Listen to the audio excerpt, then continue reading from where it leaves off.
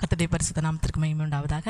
இந்த நிகழ்ச்சியின் மூலமாய் உங்கள் ஒவ்வொருவரையும் சந்திப்பதில் மிகுந்த மகிழ்ச்சி. எபேசியர் 5:16 நாட்கள் பொல்லாதவைகளாதலால் காலத்தை பிரயோஜனப்படுத்தி கொள்ளுங்கள். காலம்தான் பிரயோஜனமானது, காலம்தான் முக்கியம், நேரம்தான் முக்கியம் என்று சொல்லி நம்ம வேதத்திலையும் பார்க்கிறோம்.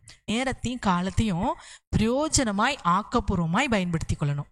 ஆமேன். இதற்கு நீங்க வேதத்துல நீங்க ஒரு உவமையை பார்ப்பீங்கன்னா, எறும்பை குறித்து சொல்லப்பட்டிருக்கு. எறும்பை என்ன செய்ய கவனித்து பாரு.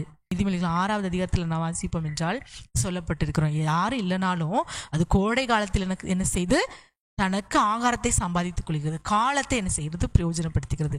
நேரத்தை ஆக்கப்பூர்வமாய் பயன்படுத்துகிறது. அது தனக்கு கோடை காலத்துல மழை காலம் வரும், அப்போ நம்மளால என்ன செய்ய முடியாது, போய் ஆகாரம் எடுக்க முடியாது என்று சொல்லி ஆகாரத்தை சம்பாதித்து அறுப்பு காலத்தில் அதை சேர்த்து வைக்கிறதா. 9வது வசனத்துல சொல்லப்பட்டிருக்கு பாருங்க. சோம்பேறியே, நீ எவ்வளவு நேரம் படுத்திருப்பா, எப்பொழுதும் தூக்கத்தை விட்டு எழுந்திருப்பா. இன்னும் கொஞ்சம் தூங்கட்டும், இன்னும் கொஞ்சம் கை முடக்கி கொண்டு நித்திரை செய்யட்டும் என்பாயோ. உன் தரித்திரம் வழிபோக்கனை போலவும் உன் வறுமை ஆயுதம் அணிந்தவனை போலவும் வரும். நேரத்தையும் காலத்தையும் பிரயோஜனப்படுத்தாம அதை உதாசீனப்படுத்தி கொண்டு இருப்போம் என்றால் இருப்பீங்கன்னா உங்க வாழ்க்கையில என்ன வருமா? தரித்திரம் வருமா. காலையில எழும்பி வேலைகளை செய்யலாம், நேரப்பட வேலைகளை செய்யலனா என்னதான் வரும்? தரித்திரமும் வறுமையுமா. வேலை செய்யாமலே எவ்வளவு நாள் சாப்பிட முடியும்? வேலை இன்னைக்கு அநேகருக்குடைய தரித்திரமும் வறுமையும் எதனால?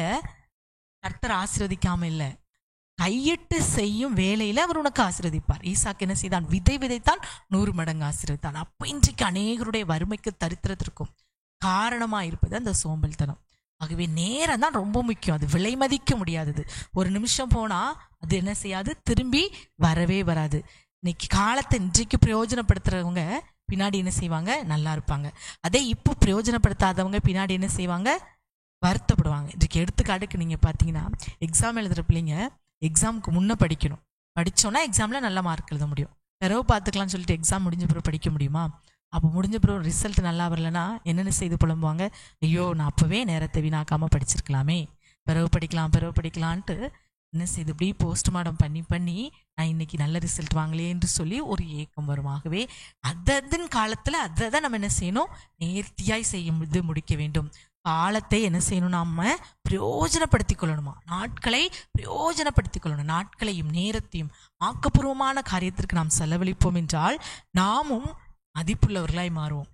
ஆகவே இந்த வேளையில இப்படிப்பட்ட சோம்பல் ஒரு ஆவின்னு கூட வேதத்துல பார்க்கிறோம். சோம்பலின் ஆவி, பிசாசு கொண்டு வருகிற ஆவி, உங்கள் ஆசீர்வாதத்தை கெடுக்கும் ஆவி. ஆகவே இன்றைக்கு உங்கள் ஆசீர்வாதத்தை கெடுத்து உங்களுக்கு வறுமையும் தரித்திரத்தையும் கொண்டு வருவது என்னதான்? சோம்பலாம். ஆகவே இந்த வேளையில இந்த சோம்பலின் ஆவியை கட்டி ஜெபித்து சுறுசுறுப்புள்ளவர்களாய் மாறுங்க. சுறுசுறுப்புள்ளவன் கை ஆளுகை செய்யும், சோம்பேறியோ பகுதி கட்டுவான். சோம்பேறி வறுமையை அடைவான், ஆனா சுறுசுறுப்புள்ளவன் ஆளுகை செய்வான். உங்களுக்கு வறுமை வேணுமா? ஆளுகை வேணுமா? இந்த வேலையில நீங்க ஒப்பு கொடுத்து ஜெபிங்க. நேரத்தை நான் பிரயோஜனப்படுத்துவேன், காலத்தை பிரயோஜனப்படுத்துவேன், சும்மா இருக்க மாட்டேன் என்று சொல்லி ஜெபித்து உற்சாகமாய் ஆலையில எழும்பி உற்சாகமாய் வேலைகளை செய்யுங்க. அதற்கான பலனை பெறுவீங்க. ஜெபிக்கலாம். அப்பாவுமே நாங்கள் நன்றியோடு ஸ்தோத்திரிக்கிறோம். இந்த நல்ல வார்த்தைக்காக ஸ்தோத்திரம் ஏசப்பா. இந்த உலகத்திலே விலை மதிக்க முடியாதது நேரம் தான். ஒரு நிமிஷம் போனா, ஒரு நாள் போனா அது திரும்பி வராது தகப்பனே. நாங்கள் அதை அறிந்தவர்களாய் அப்பா, எங்கள் நேரத்தை கெடுக்கிற அந்த சோம்பல் என்கிற ஆவியை நாங்கள் கட்டி ஜெபிக்கிறோம் தகப்பனே. இந்த வேளையில யார் சோம்பல்தனத்தினால் சோம்பேறித்தனத்தினால் கட்டப்பட்டு இருக்கிறார்களோ அந்த பிள்ளைகளுடைய சோம்பலின் கட்டுகள் அறுக்கப்படட்டும். இயேசுவே, நீர் உற்சாகத்தின் ஆவியினால் நிரப்புங்க. சோம்பலின் ஆவியை எடுத்து போடுங்க தகப்பனே. உற்சாகப்படுத்து, பலப்படுத்தும். எல்லா வேலைகளையும் செய்யக்கூடிய திராணியை கட்டளையிடுங்க. நீ பலப்படுத்துகிற கிறிஸ்துவினால் எல்லாவற்றையும் செய்ய பலனுண்டு என்று சொன்னது போல பலத்தோடு வாழ கிருபை செய்யுங்க. இந்த எறும்பு இப்படிப்பட்ட வேலைகளை செய்யும் போது நாங்களும் கூட அப்பா சோம்பலுக்கு இடம் கொடுக்காதபடி கேட்டுக்கொண்டிருக்கிற பிள்ளைகள் உற்சாகத்தோடு வேலை செய்ய நீர் இந்த நாளில் கிருபை செய்யும். பெரிய காரியங்களை செய்யும் அப்பா. நேரத்தையும் காலத்தையும் பிரயோஜனப்படுத்தி ஆளுகை செய்கிறவர்களாய் மாற்றும். பெரிய காரியங்களை செய்யும். ஆசீர்வதியும் பலப்படுத்தும். சகல துதி கன மகிமை உமக்கே செலுத்துகிறோம். இயேசுவின் நாமத்தில் ஜெபிக்கிறோம் நல்ல பிதாவே. ஆமேன், ஆமேன்.